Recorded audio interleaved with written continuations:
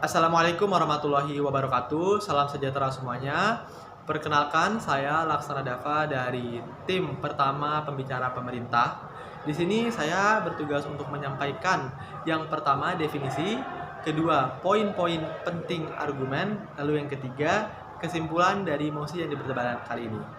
Baik, mosi yang diperdebatkan kali ini ialah larangan mengeluarkan siswa di satuan pendidikan, yaitu sekolah, yang melakukan pelanggaran berat seperti perundungan, memakai narkoba, dan pelanggaran berat lainnya. Dari mosi tersebut, kami sebagai tim pertama pemerintah mendapatkan 4 kata kunci. Kata kunci yang pertama, sekolah merupakan tempat menaungi putra-putri bangsa dalam mencari pengajaran melalui guru. Kata kunci yang kedua, pelanggaran berat adalah bentuk tak dipatuhinya peraturan sekolah oleh satu individu ataupun kelompok yang dapat membahayakan peserta didik lain. Kata kunci yang ketiga, perundungan. Perundungan adalah tindakan tak manusiawi yang dilakukan dengan kekerasan verbal ataupun nonverbal sehingga membuat korban merasa terintimidasi ataupun dapat mengingat tindakan yang dilakukan oleh perundung di masa depan. Lalu kata kunci yang keempat ialah memakai narkoba. Kita semua mengetahui bahwa narkoba ialah obat-obatan terlarang yang bila dikonsumsi dapat menimbulkan rasa kecanduan. Tentunya memakai narkoba adalah tindakan penggunaan obat-obatan terlarang dalam dosis yang tak wajar sehingga pemakainya mengalami kecanduan atau bahkan tidak sadarkan diri. Dari keempat poin definisi tersebut, kami sebagai tim pemerintah dengan ini menyatakan pro terhadap larangan mengeluarkan siswa di satuan pendidikan, yaitu sekolah, yang melakukan pelanggaran berat seperti perundungan dan juga memakai narkoba. Hal tersebut didasari dari 4 argumen yang telah kami susun. Argumen yang pertama, guru sebagai seorang pendidik berperan sangat penting dalam memberikan penyuluhan kepada siswa ataupun siswi yang melakukan pelanggaran berat, baik dalam perundungan maupun dalam penggunaan narkoba. Hal tersebut dikarenakan guru merupakan wadah bagi siswa-siswi untuk menyalurkan keluh kesahnya terhadap apa yang mereka alami selama berkehidupan di lingkungan mereka. Tentunya sangat disayangkan bagi siswa-siswi yang melakukan pelanggaran berat seperti melakukan perundungan kepada orang lain dan juga memakai narkoba tidak dirangkul oleh guru. Mereka haruslah diperhatikan secara teliti karena mereka memang membutuhkan rasa cinta dan kasih dari guru untuk memperoleh tempat yang nyaman sehingga mereka tidak lagi melakukan hal tersebut.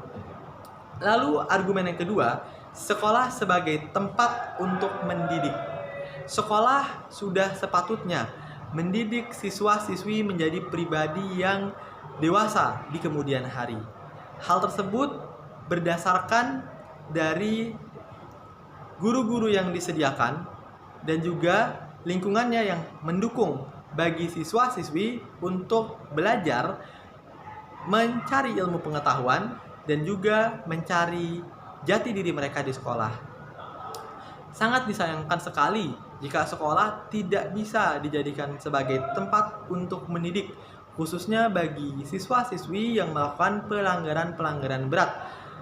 Hal tersebut haruslah sesuai dengan prinsip dari dunia pendidikan, yaitu mengajarkan siswa-siswinya untuk menjadi lebih dewasa dan supaya mereka bisa menjadi pribadi yang bermanfaat bagi nusa, bangsa, dan agamanya.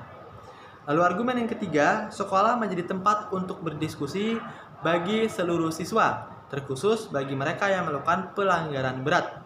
Yang pertama, sekolah ini harus mendirikan lembaga rehabilitas bagi mereka yang terindikasi mengkonsumsi narkoba. Hal tersebut sudah sewajarnya dilakukan karena mereka yang mengkonsumsi narkoba ini merupakan orang-orang yang terjerumus ke dalam dunia gelap dan harus ditarik kembali dari dunia tersebut supaya mereka bisa berjalan di jalan yang lebih baik dan juga mereka mendapatkan sifat kedewasaan yang akan mencerahkan pikiran mereka dan akan jera untuk tidak melakukan lagi tindakan mengkonsumsi narkoba. Lalu, sekolah juga harus mewadahi siswa-siswi pelaku perundungan maupun korban perundungan. Hal ini dikarenakan mereka yang melakukan perundungan biasanya di lingkungannya kebanyakan orang-orang yang tidak diperhatikan, baik secara mental maupun secara kepribadian. Mereka melakukan perundungan sebagai bentuk untuk menunjukkan bahwa mereka itu lebih dari orang lain, bahwa mereka itu bisa melakukan hal yang hebat dan bisa mendapatkan kasih sayang dari orang lain.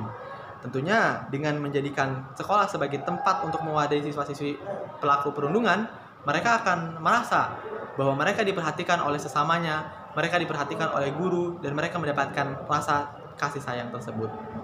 Untuk korban juga diperlukan tempat untuk mewadahi mereka, karena mereka akan merasa trauma dengan perundungan-perundungan yang dilakukan. Maka dari itu, korban dan pelaku perundungan harus dimediasi supaya kedepannya mereka tidak melakukan hal tersebut kepada orang lain. Lalu argumen yang keempat yaitu siswa-siswi pelanggar aturan berat juga manusia. Mereka juga mendapatkan hak yang sama seperti siswa-siswi lainnya.